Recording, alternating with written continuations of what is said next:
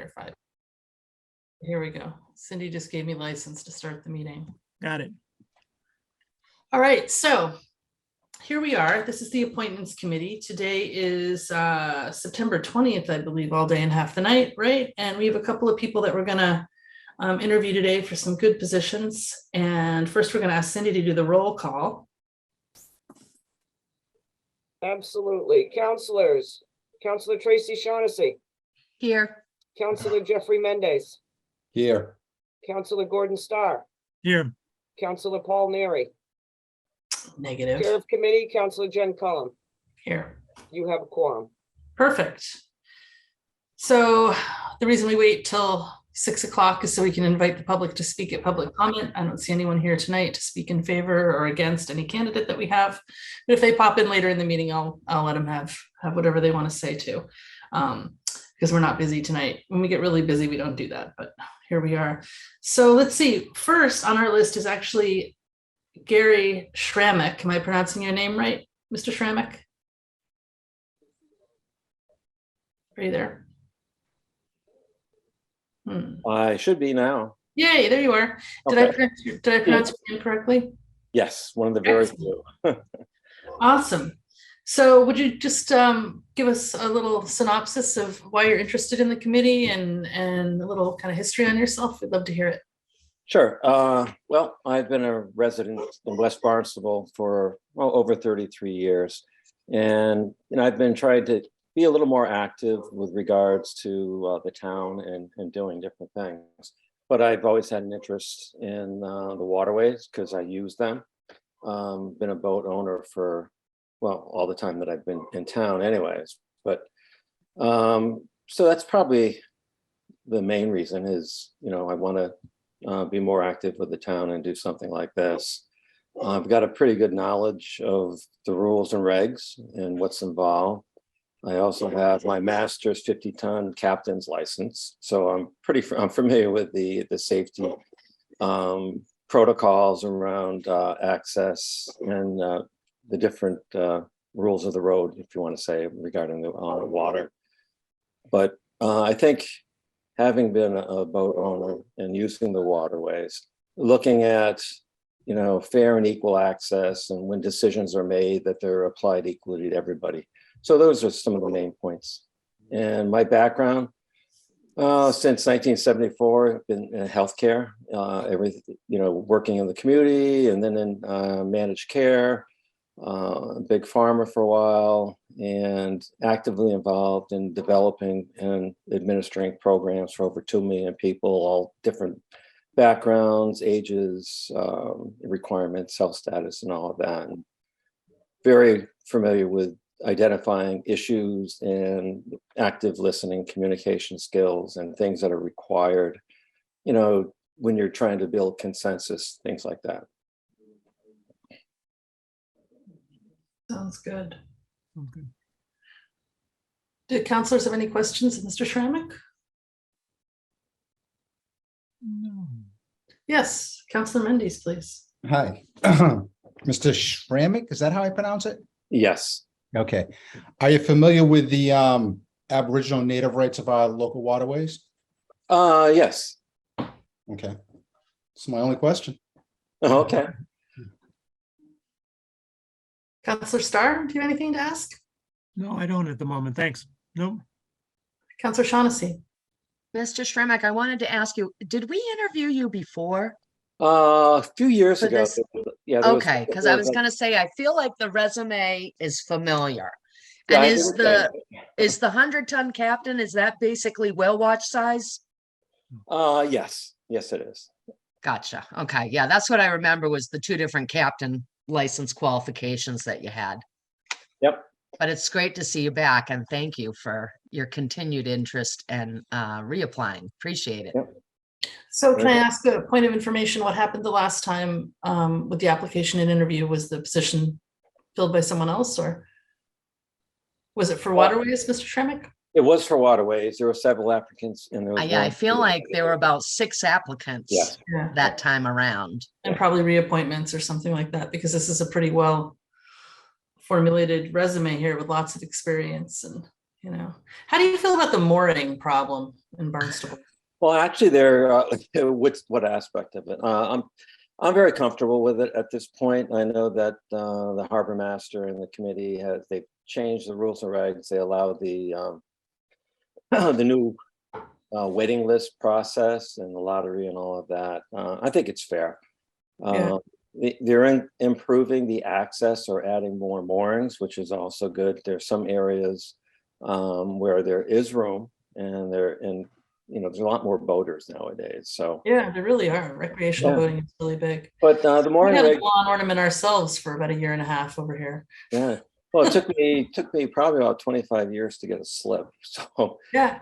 but, I know the process very well, but I think the access is good. The regulations governing the size of the moorings and the equipment used, I think that's all within reason. I mean, those are standards, at Mhm. minimum standards. And also the access when people I listened to a few of the different sessions the committee's had, whether someone's trying to expand their dock or add, other things. So you have to look at the considerations of the waterways, the size, the depth, the vessels that transit in and out of that. And there's all kinds of different aspects. So I'm pretty familiar with all of that. Yeah. Yeah, it's a complicated thing. I'm a landlubber myself. I get sick on boats. So when my husband brought home the lawn ornament, which I did call it, I was like, that's nice, honey. I guess I'll go to Europe.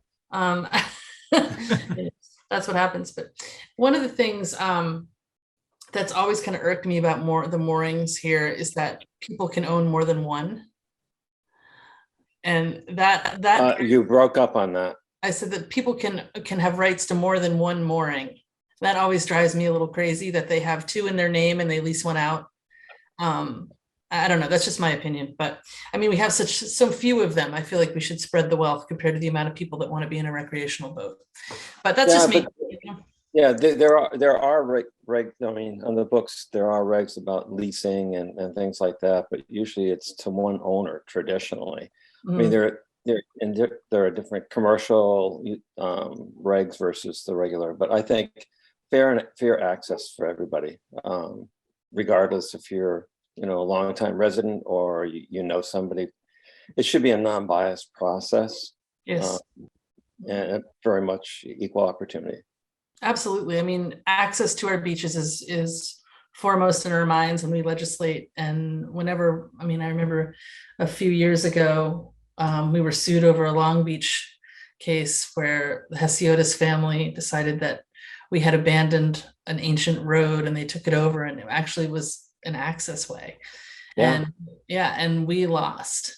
Wow. And it was terrible. I just, we have all these multi-million-dollar homes on the water and people who live here year round that want to access the water. I think we need to keep that forefront in our minds that, we have the beauty of Cape Cod should be enjoyed by everybody. I totally agree. Yeah. Yeah.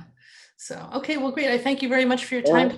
We're going to let you go and then we'll discuss at the end. If you want to stay on, you're welcome to, or if you want to just wait for the results, but I get a good feel from the crew.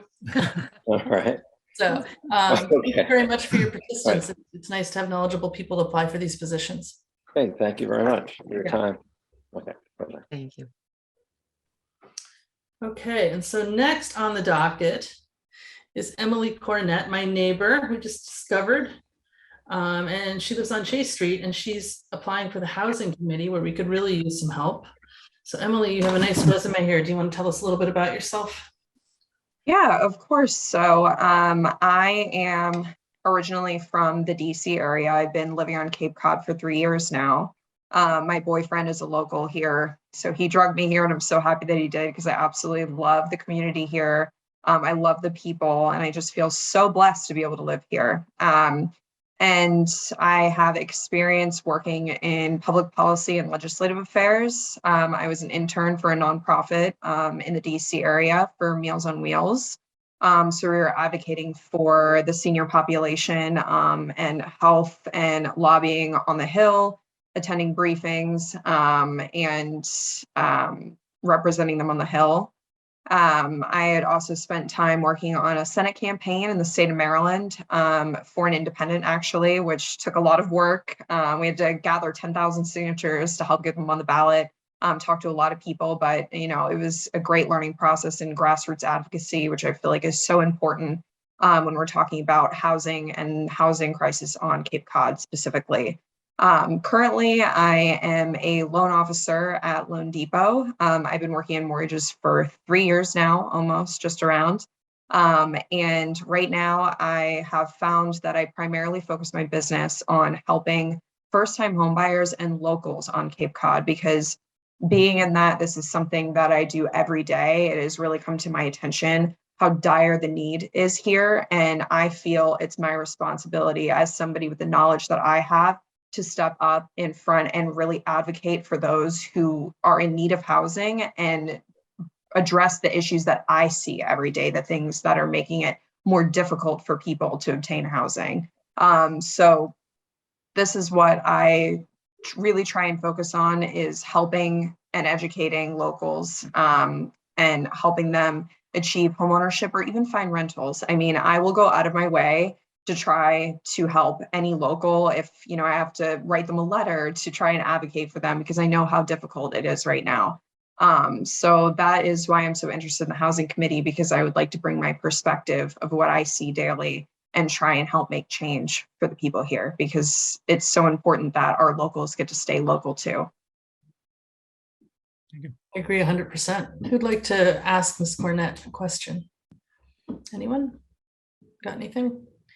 Are you familiar with the first-time homebuyer program we have in Barnstable, specifically Hyannis? Oh, the Barnstable program. There is a program, but it was last updated in 2019, so I didn't know if this still applied. It does apply. I actually started that with. Did you? Yeah, that was one of my initiatives. So I'd be happy to put you in touch with planning about that. I'd love to go townwide with that. It's a great program whereby people can borrow up to, I think it's $250,000 or something, that's payable back only when they move the property.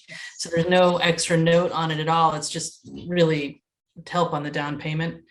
But things are dire. You're exactly right. Things are dire. Yeah, I really focus on using our mass housing programs for buyers right now, and offering down payment assistance. And it's helped so many people. I actually have somebody right now who's purchasing a property through Hack. Yeah. And it was the highlight of my year for her, because it was it changed her life. And that means more to me than working with anybody else, really, truly, because helping people is what drives me. So Can I ask, are you a homeowner or are you a renter? So my boyfriend's the homeowner. When we moved here, I didn't have a job. So I had to leave my job in DC when I moved up here. So I was like, well, it looks like you're buying it. I'm not. But honestly, truly, if we were to try and buy this house now, we wouldn't be able to, because of the way that home prices have skyrocketed. We were very fortunate that he bought this house in March of 2020. Before rates and the market went crazy. So if it were now, it'd be a different story for sure. Yeah, I don't want to hog the conversation. Is there someone else who'd like to speak? Yeah, go ahead, Mr. Mendes. Excuse me. Thank you for applying. You're obviously qualified, but I just have a quick question for you. Yeah. First of all, I like the fact that you're not from here, because you bring a different perspective than the people that are from here. And especially in the field that you work in. What do you think is the biggest detriment to home buying now? Overall cost or interest rates? I think it's a combination of both. Interest rates and cost. Today I actually just ran a cost analysis on a condo. Nobody asked me. I just wanted to see how much would it cost for a first-time home buyer to purchase a specific unit that is listed at a moderate price in comparison to average prices here on Cape Cod. For a single family home, it's about $600,000. For a condominium, it's about $350,000 to $400,000. And just based on interest rates and price of where they are right now, if we were looking at a 4.5% interest rate versus what I'm seeing today at a 6.5% interest rate, that's about $500 more a month for a first-time home buyer, just based on rate. And then when you factor in home values, it causes it to be even more difficult for first-time home buyers. What I think specifically on Cape Cod, one of the largest issues that I am seeing is that while single-family homes are astronomically expensive for a first-time home buyer, condominiums are almost nearly impossible for a first-time homeowner to buy because of the amount of investor concentration within these condominium units and what the associations are doing and the amendments they're making to their master deed. It's a very complicated process, but they're eliminating the ability for any FHA financing within these units, and it's running absolutely rampant throughout these developments. And this is something that I'm really trying to spread awareness of, because I think that's one of the most impactful things for first-time home buyers is condos are more affordable, but they can't get into them. So then single family is really their only option, but with the home prices the way they are and rates the way they are, it's impossible. Is that Cape specific or is that going throughout the whole country? So in terms of values and rates or condos? No, condos. Condos. I would say that this is Cape specific because of the amount of investors that we have here on Cape Cod. As soon as the investor concentration reaches above 50%, that is when you're not able to finance with an FHA loan within that condominium development. And as we know, it is very investor heavy here. It is second homes, yes, but investors specifically, because an investor looks at a condo and says, that's more affordable. I can turn this around with the shortage that we have in rentals. I can make a lot of money. So the investor concentration is something very specific to Cape because of how many people like to rent their properties here to vacationers. And then the associations, what they're doing, and I think they have, with good intention, they're doing this, but they are amending their master deed with seasoning clauses, which I can go into more detail about, but those are actually forbidden through FHA with HUD financing. So they do these seasoning clauses to try and help promote year-round ownership, but it actually is detrimental to those first-time home buyers because, as you had mentioned, with the cost of properties now and interest rates, when you think about an FHA loan, most people think they have bad credit or they have no money. And really in situations such as these, it's more of cost because FHA loans allow for higher debt to income ratios than any other loan product. So you think first-time home buyer, the best way to build them equity is to get into a property like that. But when the debt to income is over what's permissible on a conventional loan, you turn to FHA. And when a condo doesn't allow for it, then you're lost. So that is something that not many people know about. But if I were able to join the housing committee, this is something that I really want to talk about because it's so important. I never knew that myself. Yes, Me it took a either. lot of digging and Yeah, research. I never knew that myself, and that's very troubling. I mean, Yes. it makes perfect sense, though. Yeah, absolutely. Condos Yes. are also a concern because usually the homeowners associations are wingnuts. They don't. They don't seem to have much training. They just know that they need more money to fix the roof or whatever, but then the costs never come down. And my sister got caught up in something like that. And it was a bad scene in the end, The condo was not worth what she paid for it by the time the homeowners association was done bankrupting everyone who was in there for fees and other things. Yes, and that happens. Yeah, And that so scary. Yeah. yeah, it's an issue that's running rampant, and I've spoken to associations and they seem to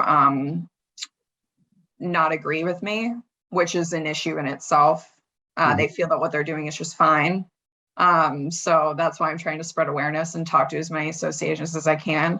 In addition to that, the condos that were once approved are just not submitting their FHA research package. They're just not doing it, and then they're expiring, and then you can't lend with an FHA loan in there. So the problem is continuing, and this is a way to try and get our locals into housing and to build equity and to build wealth and to eventually buy that single family home. We don't want people homeless here.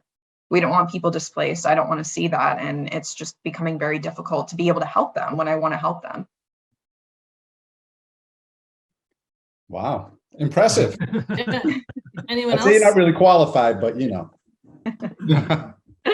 Councilor Mendez, I was going to agree with you that one of the things I too liked most about Emily outside of her youth, bringing a fresh perspective, was that she is, you know, a wash ashore, so to speak, which, but it's good because it does bring in a different perspective. And for those of us who have lived here all our lives, you know, we have a different perspective, you know, a perspective that dates back 50 years, whatever that is, but we're bringing our own biases to it. So it is, I think it's nice to have that fresh outside look, but also someone who's coming from a more urban area, as, you know, Yes. Barnstable is sort of struggling with growing pains, you know, that Yes. we don't want anything to change, but yet it is changing, it has changed, and it's going to continue to change. Yeah, I think it's great specifically for this committee Mhm. because we need to do something different. Yeah. And she educated me already, you know, so, hey, Yay, Emily. Yeah. so I think you're good. Thank you. Star, do you have anything you'd like to add? Any questions at all? No, No, you're good. no, Okay. good. Yeah, I think that I absolutely second what Councillor Shaughnessy and Mendes both said, that, you know, fresh perspective never hurt anybody. And we tend to have, you know, for better or for worse, I mean, we have a very loyal and devoted group of volunteers that tend to be retirees. And so it's, although we appreciate everything that they do, have done, have contributed, continue to contribute, it's really nice to see someone from your generation step up and say, here are some concerns that I have now. I want you to apply for a billion other positions that we have open.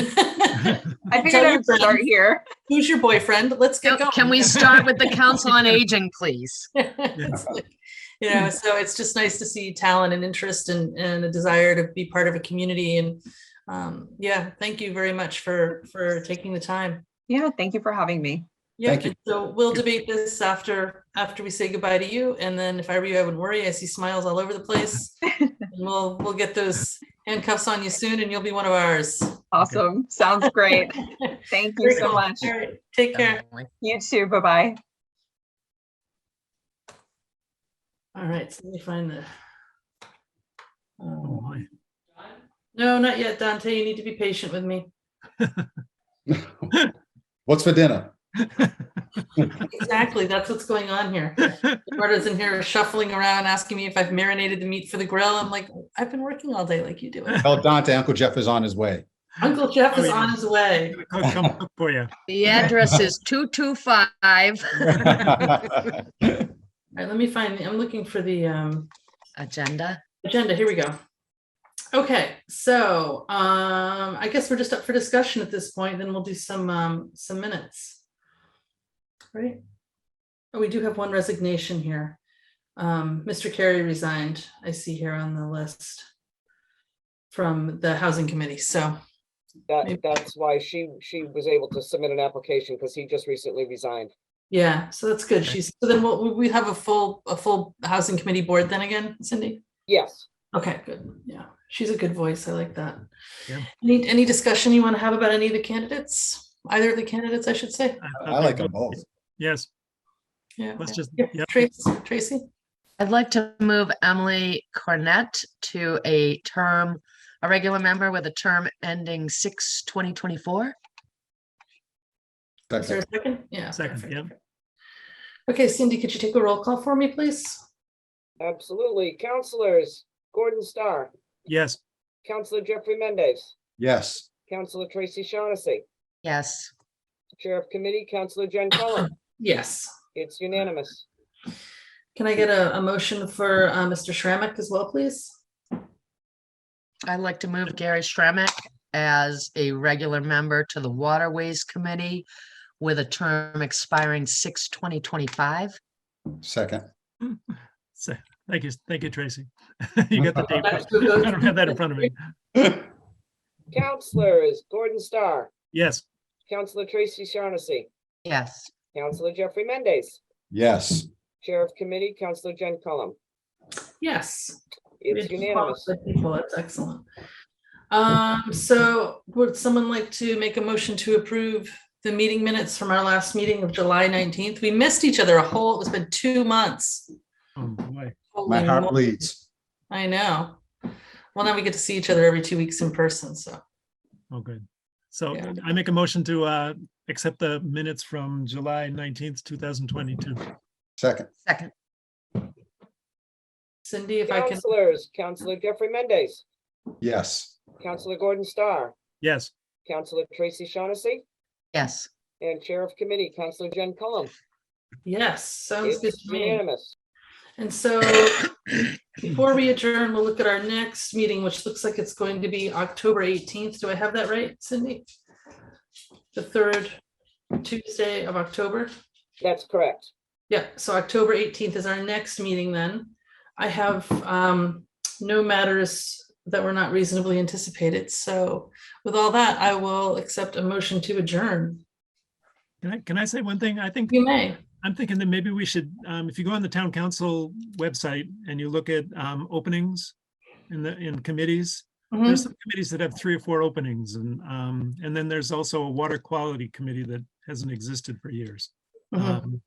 Is that our job to look at that list and think about how to communicate the openings to people a little more, or? Yeah, so when I took over the position, we started emailing out vacancies to different partners in the community, like HAC, like YMCA, other things, just to keep kind of like the master list idea going, where everybody kind of has an idea or an inkling what's going on. It's also in our newsletter, I believe. Lynn does it. I don't loyally read Lynn's newsletter, I have to say, but I know that in the very beginning we were doing that, right, Cindy?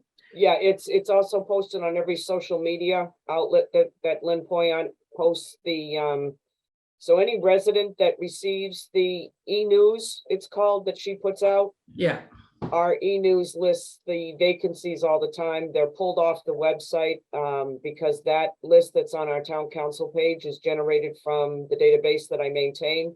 So anytime anybody leaves or comes on, that list is generated fresh after midnight every night. There are some committees that, yes, the membership, especially CFAC, they had a number of members leave. But Right. for the most part, most of our committees are pretty full, with the exception of water quality, who probably they haven't met in 7 years. The last time somebody was on that committee was in 2012. Cindy, And do you think we nobody's applied, even though the vacancies exist. Yeah. Cindy, do you think we could, for the CFAC thing, could we target the civic associations with an email? Because I feel like CFAC membership usually comes from concerned citizens that are part of civic associations. I know Laura Cronin was on it forever, a bunch of Deb Crow, a bunch of other people picked up the gauntlet to review those things. I'll send out an email of our vacancies to all the civic centers. That would be a good idea, I think, Associations, right? so that they are aware of our vacancies and what we're looking for. I can send that tomorrow morning. Okay, yeah. Okay, Any other ideas, Gordon, that you'd like to pursue?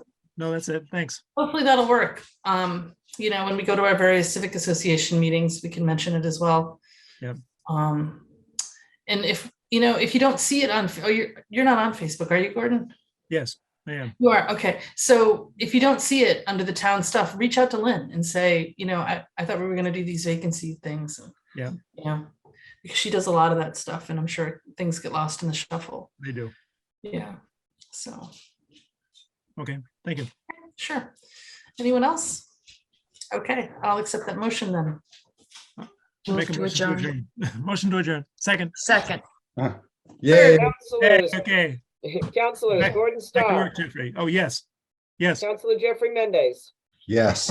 Councilor Tracy Shaughnessy, yes. Chair of Committee, Councilor Jen Cullum, Yes, I'll You see are you folks adjourned. later. at 6:28 PM. Back to the day job. Yep, go back to work. Yeah. I am. All right, see you guys next week. Bye. Get Bye. snacks next time.